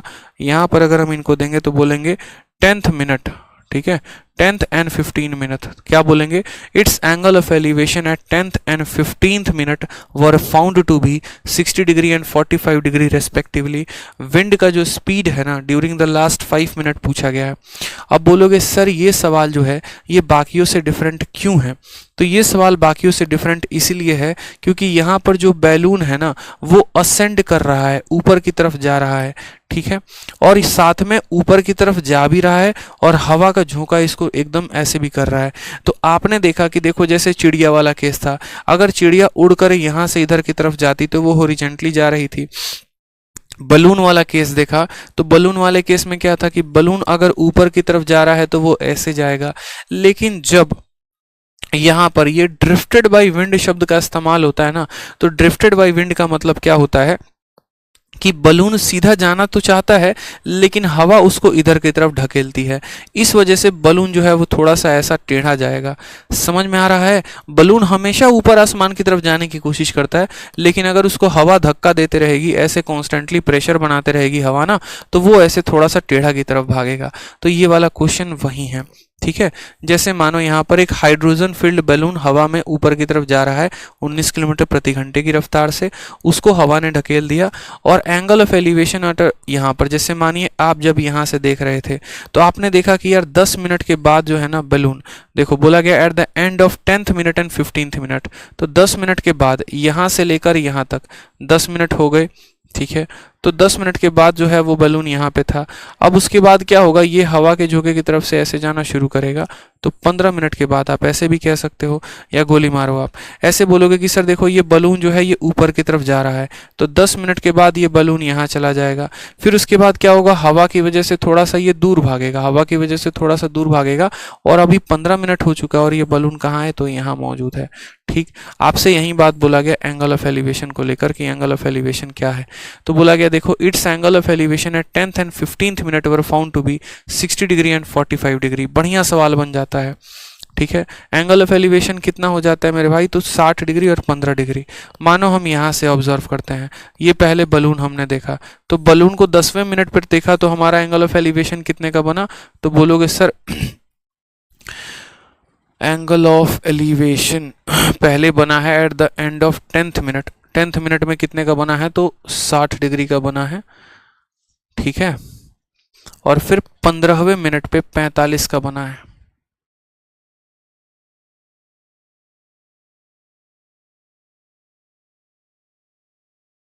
यहाँ पर एक बार जो है सवाल को एक बार देखने दो, वेरीफाई करने दो। बहुत अच्छा क्वेश्चन है ये, इसका सॉल्यूशन जनरली किसी से हिलता विलता नहीं है।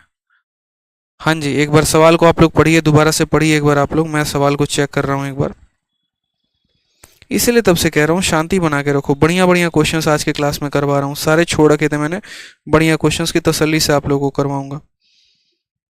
देखो एक बार सवाल आप लोग पहले,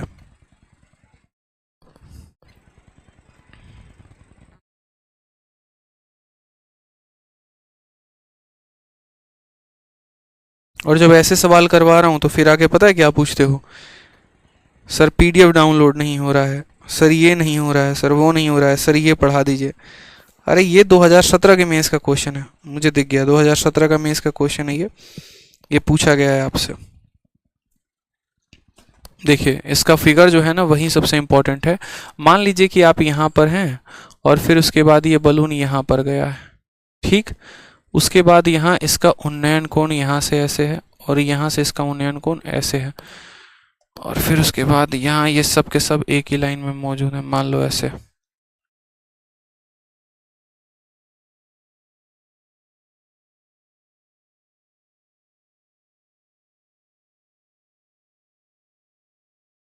फिगर टेढ़ा बन गया ना।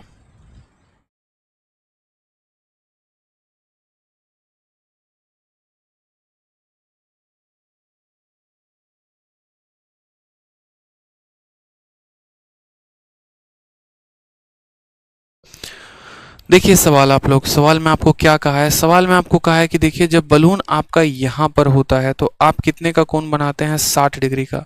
फिर ये बलून जो है अपना हवा में उड़ते रहता है, एकदम टेढ़ा ऐसे उड़ रहा है, ठीक है। बलून उड़ते रहा उड़ते रहा उड़ते रहा। समझिएगा मैंने क्या कहा था कि बलून अगर ऊपर की तरफ जाएगा तो ऐसे, हॉरिजेंटली जाएगा तो ऐसे, लेकिन जब हवा के झोंके से जाएगा तो वो टेढ़ा जाएगा। तो वही बात है कि बलून को यहाँ से हमने छोड़ा, 10 मिनट के बाद वो बलून यहाँ पर मौजूद था। कितने मिनट के बाद, 10 मिनट के बाद।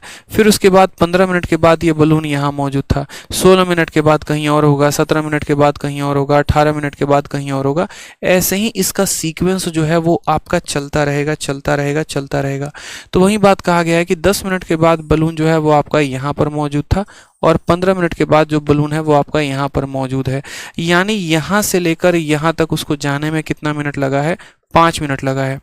ये हमारे काम का पहला इंफॉर्मेशन है कि उसका एंगल ऑफ एलिवेशन 10वें डिग्री पर, जब वो 10 मिनट की बात करेगा तो एंगल ऑफ एलिवेशन 60 था, और जब 15 मिनट की बात करेगा तो एंगल ऑफ एलिवेशन 45 था। कितना था मेरे भाई, तो यहाँ बोला गया है 45 था, समझिएगा मेरी बात को।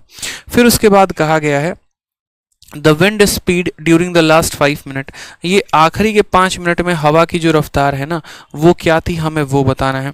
अब मैंने कहा ये बलून यहाँ से लेकर यहाँ तक 10 मिनट में पहुँचा है और यहाँ से लेकर यहाँ तक ये 15 मिनट में पहुँचा है।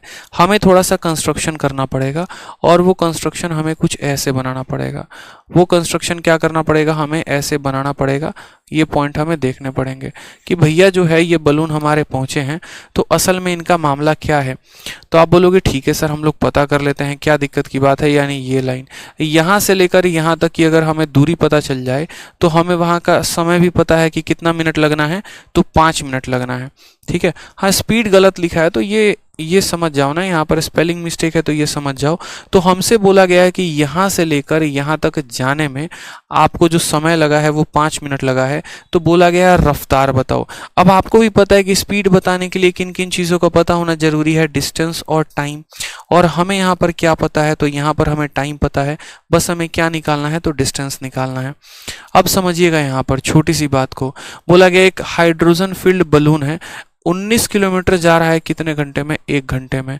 1 घंटे में कितने जा रहा है स्पीड, तो 19 किलोमीटर। तो सबसे पहली बात, यहाँ से लेकर यहाँ तक उसको जाने में कितना समय लगा, तो यहाँ से लेकर यहाँ तक जाने में उसको 10 मिनट लगा। ठीक है। अब मैं आपसे कह रहा हूँ कि यार 10 मिनट में उसने दूरी कितनी ट्रैवल की होगी। आप पहले मुझे ये बताओ कि 10 मिनट में जो डिस्टेंस उसने ट्रैवल किया है वो कितना किया है।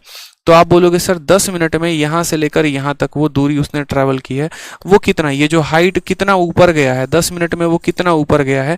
पहले तो आप मुझे ये बताओ कि 10 मिनट में ये जो दूरी तय हुई है ये कितनी हुई है। यानी डिस्टेंस बराबर क्या हो जाएगा, तो बोलोगे स्पीड इंटू टाइम हो जाएगा। स्पीड आपका कितना है, तो बोलोगे सर स्पीड मेरा 19 किलोमीटर प्रति घंटा है। और समय कितने की बात हो रही है, 10 मिनट की। 10 मिनट को घंटे में बदलोगे तो बोलोगे सर 19/6।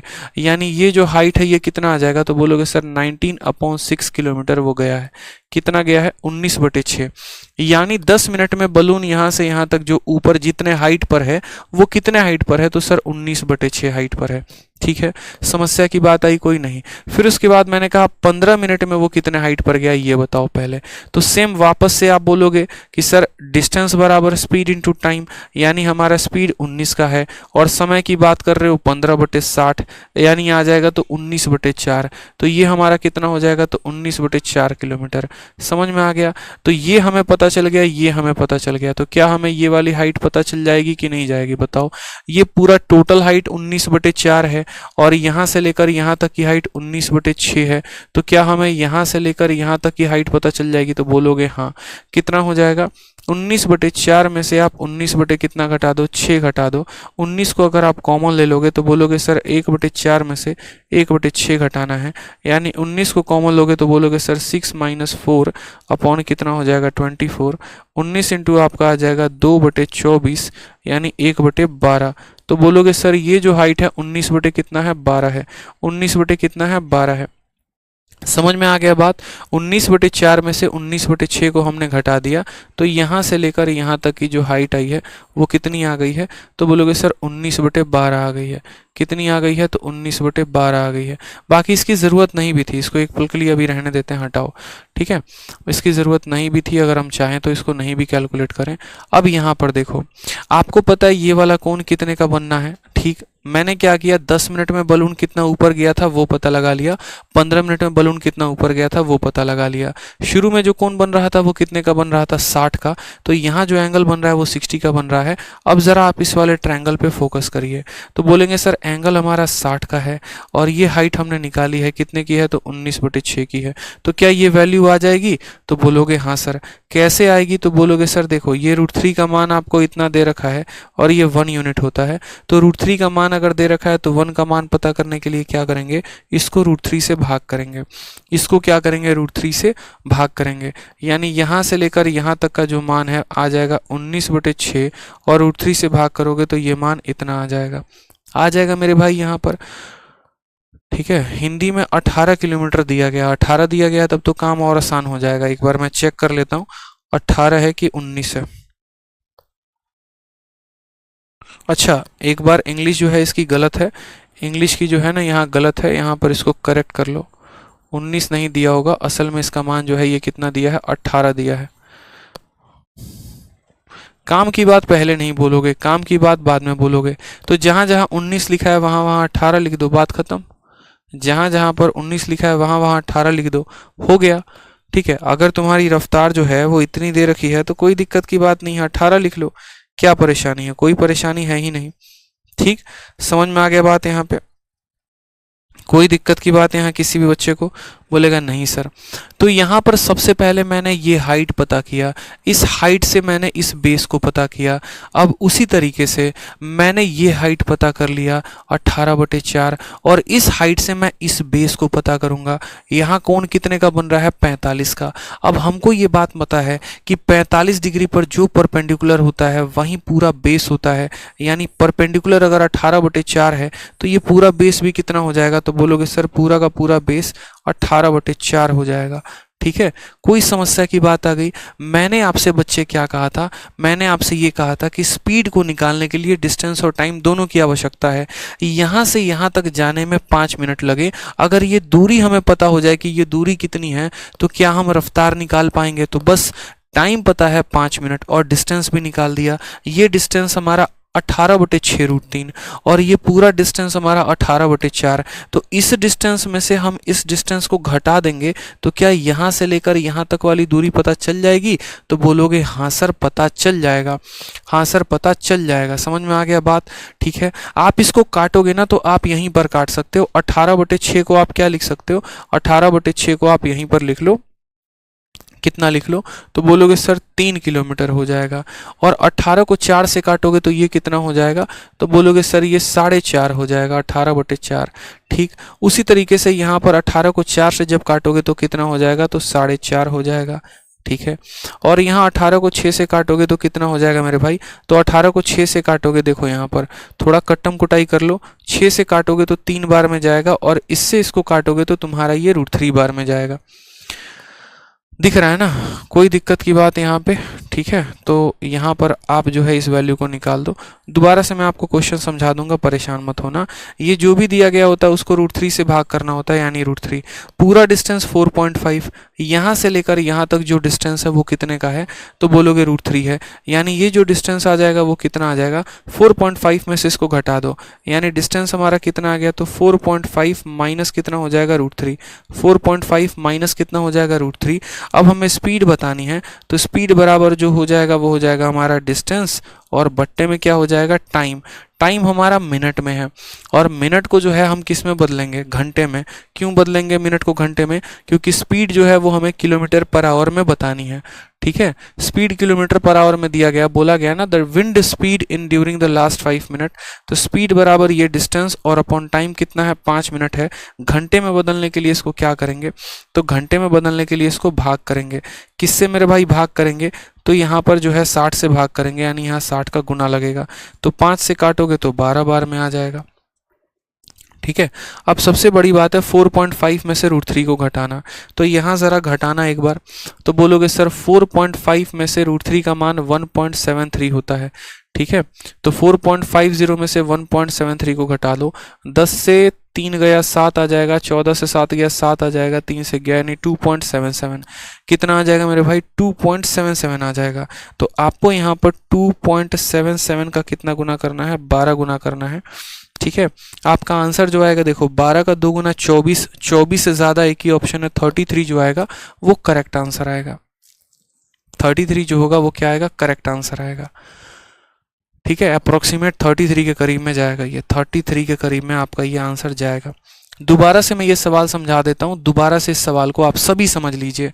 क्या है कि यहाँ से एक बलून ऊपर की तरफ जा रहा है और वापस से यहाँ से बलून जा रहा है, तो 10 मिनट में यहाँ से लेकर ये इस जंक्शन पर पहुँचा है और 15 मिनट में यहाँ से लेकर ये इस जंक्शन पर पहुँचा है।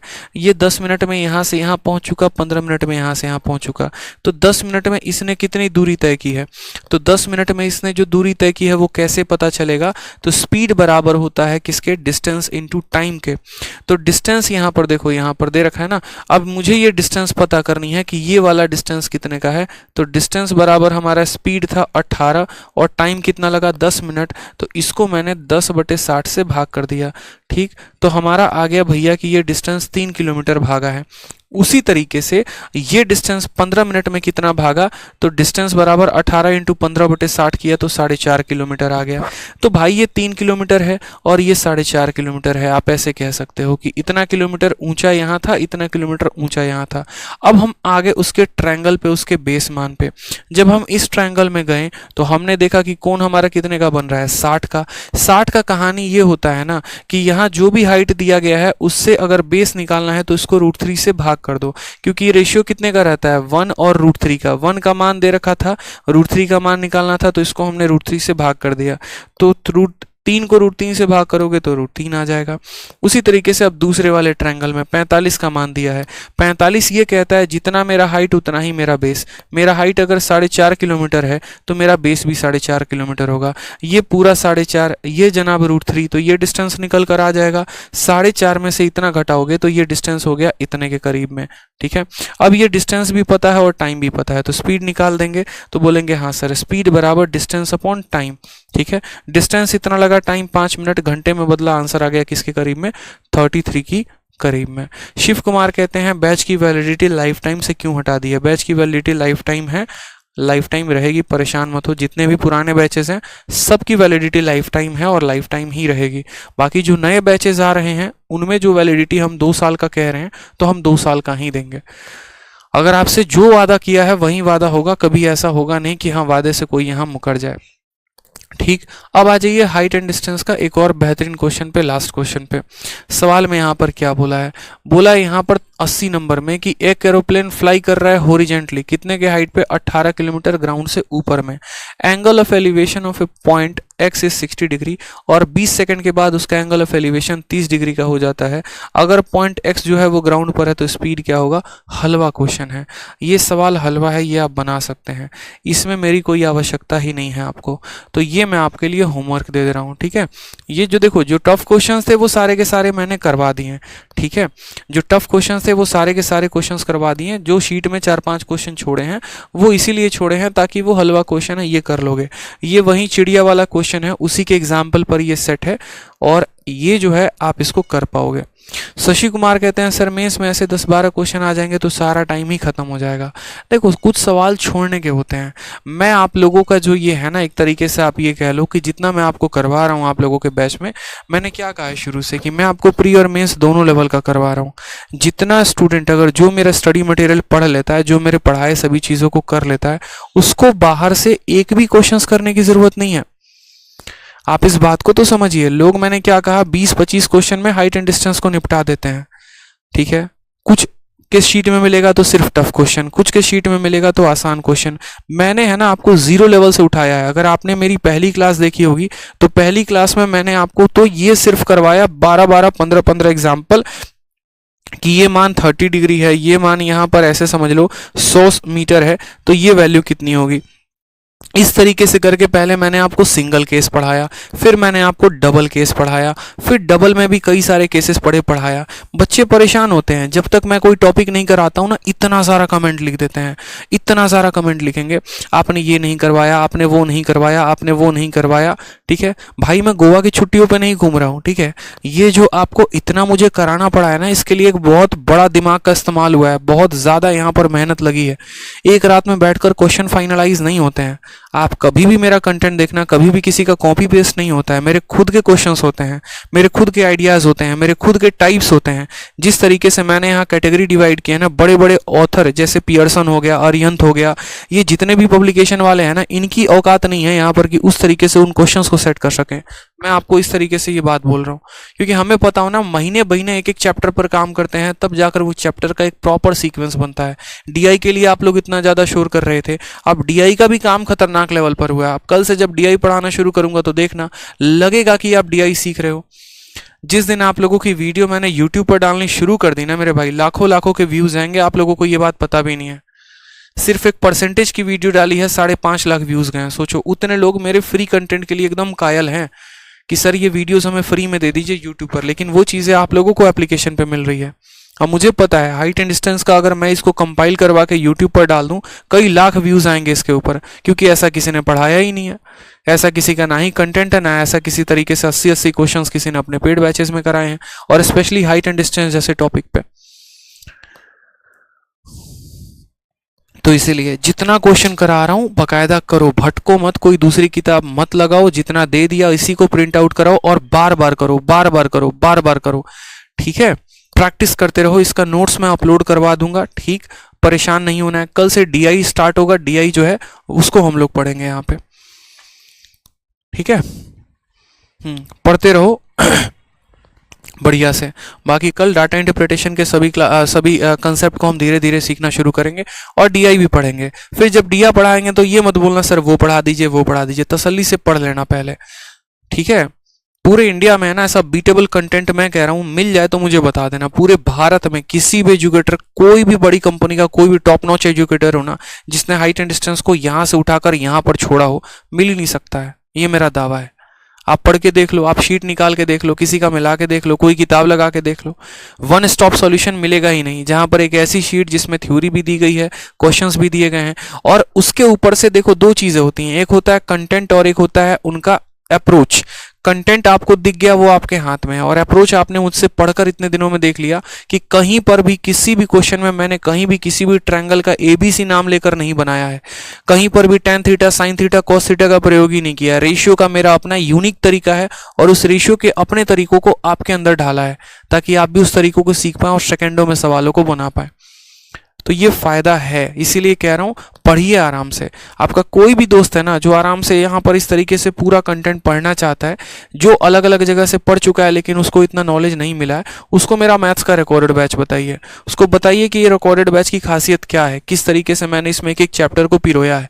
बड़ी मेहनत लगी है, कई महीने के काम करने के बाद तब एक एक चैप्टर यहाँ बना है, और ये ऐसा बना है ना कि अगर पर्टिकुलर किसी को ज्योमेट्री की भी दिक्कत है तो भी वो मैथ्स का रिकॉर्डेड बैच लेके वहां से पढ़ ले, मेंसुरेशन की दिक्कत है तो भी लेकर पढ़ ले, कोई भी चैप्टर में दिक्कत हो आप देखना, हर चैप्टर अपने आप में एक यूनिक और बढ़िया कंटेंट जो है वो बनता चला जा रहा है।